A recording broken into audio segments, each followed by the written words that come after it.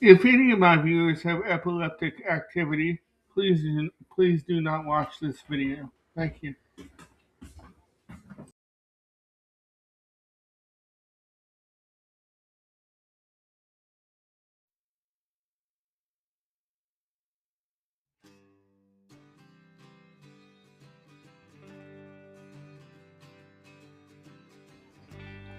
Hi everybody, it's once again time for my reaction to the 2025 Rock and Roll Hall of Fame induction ceremony. I just finished watching it, and I must say I was quite pleased uh, with the lineup this year, aside from the rap artists that I feel that shouldn't be in there in the first place, but we won't get into that. We'll just concentrate on the rock and roll. And some of my favorite performances from this year's Hall of Fame ceremony include the opening performance, which was a tribute to Sly Stone of Sly and the Family Stone, featuring Stevie Wonder. And they did a medley of I Want to Take You Higher, Everyday People, and Dance to the Music, and Thank You for Letting Me Be Myself Again. And I feel that Stevie Wonder was the perfect artist to pay tribute to Sly, because he had, you know, he just had the perfect. He was just perfect for that slot. And another one of my favorite performances was that of when Bad Company was being inducted. I remember, hearing that Bad Company was going to be inducted, and knowing that Paul Rogers was ailing, I was wondering who was going to stand in for Paul vocally. But they had Bryan Adams um, and Nancy Wilson of Heart, and Joe Perry of Aerosmith. And what a guitar! What a guitar section! Because of course Nancy Wilson is one of the best guitar players ever, and I thought Joe Perry did an excellent job. And they had Chris Robinson of the Black Crowes and Bryan Adams sing. Bryan Adams sang "Can't Get Enough," and Chris Robinson sang "Feel Like Making Love," and they did a tremendous job of it. And of course, um, Simon Kirk was on drums and representing Bad Company. But I was kind of disappointed that Paul, um, didn't perform. But I feel lucky enough to have seen Bad Company a couple years ago, and so I got to see him perform live. And but I thought that it was just tremendous. And like I said, they did "Can't Get Enough" and feel like making love. And I thought especially Chris Robinson was the perfect of the Black Crowes, was the perfect person to stand in for Paul vocally. And like I said, the um, the two rap artists, Salt and Pepper and Outkast, had basically no business being there because they're not rock and roll. So we'll just skip over those. But as far as Chris Cornell and Soundgarden goes, I was really hoping that Peter Frampton would play Black Hole Sun, but I was impressed with the fact um, with who did it. I can't remember who performed Black Hole Sun, but I was very impressed with their performance, and I didn't know the other song that was performed in Soundgarden's induction spot, and I was very surprised to find out that Jim Carrey inducted them into the Hall of Fame, because I didn't know that Jim Carrey had much of a connection with them.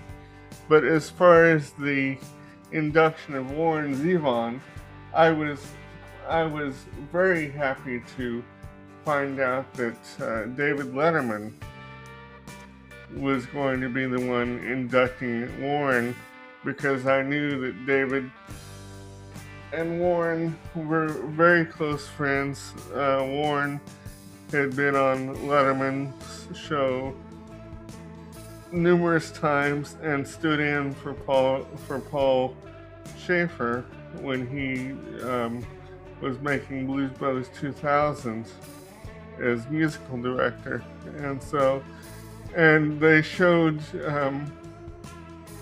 Warren's induction package. They showed his last appearance on Letterman, and to me that is one of the most moving appearances on late night TV ever. And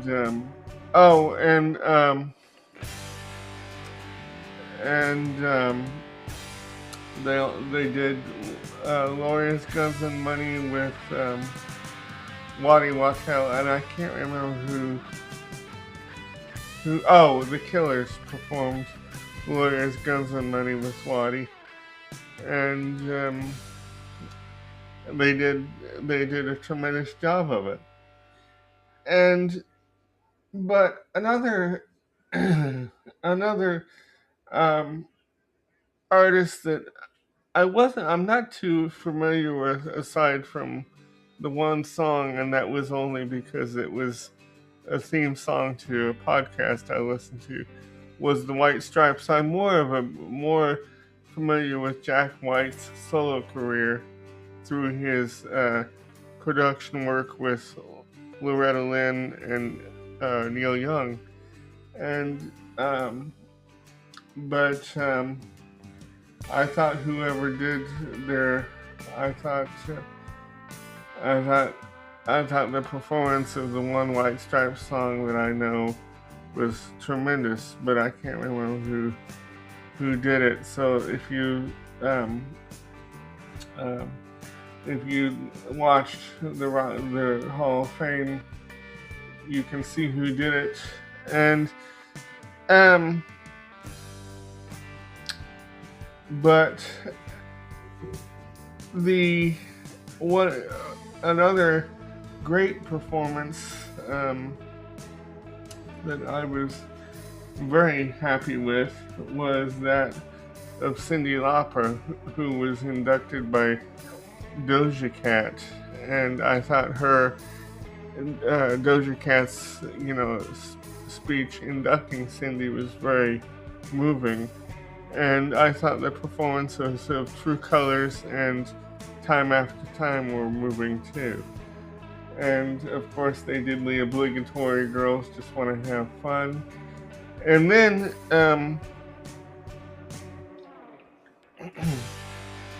to close the show, they did the Tedeschi Trucks Band, along with Chris Robinson and a couple other people, when they inducted Joe Cocker, did a Joe Cocker medley of Feeling Alright, The Letter, and they closed with Little Help from My Friends. And,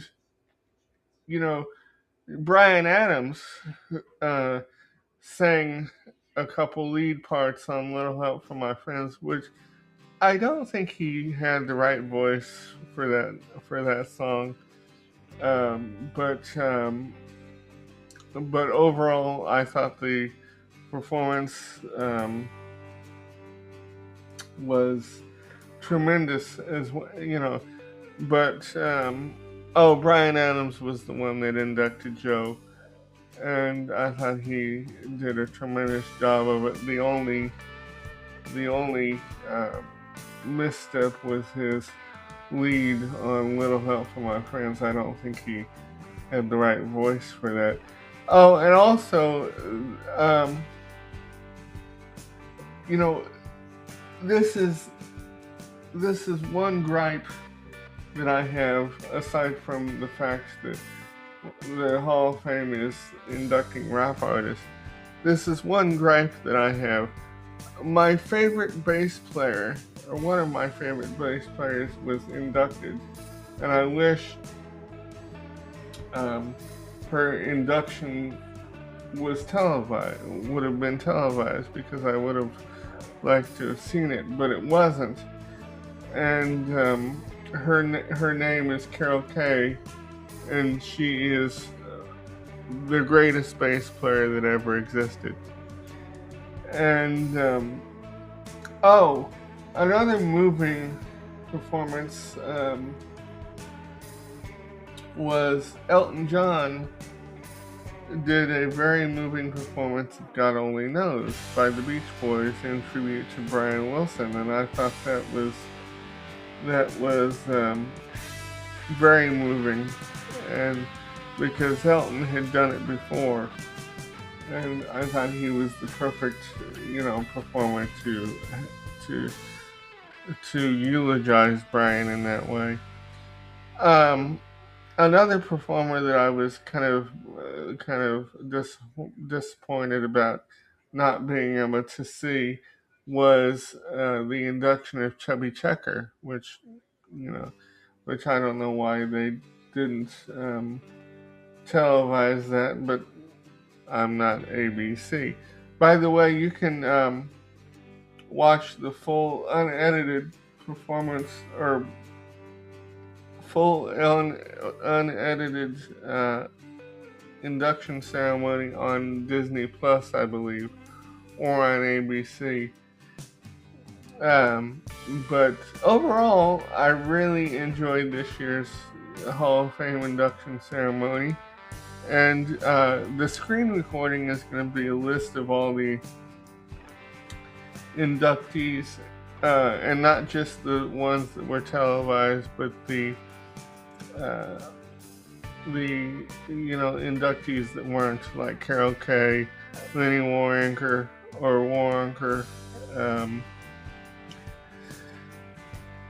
Chubby Checker, Al Bell, and Mickey Hopkins, the keyboard player. And so, if you haven't checked it out, it's still available to stream either on Disney Plus or on demand on ABC.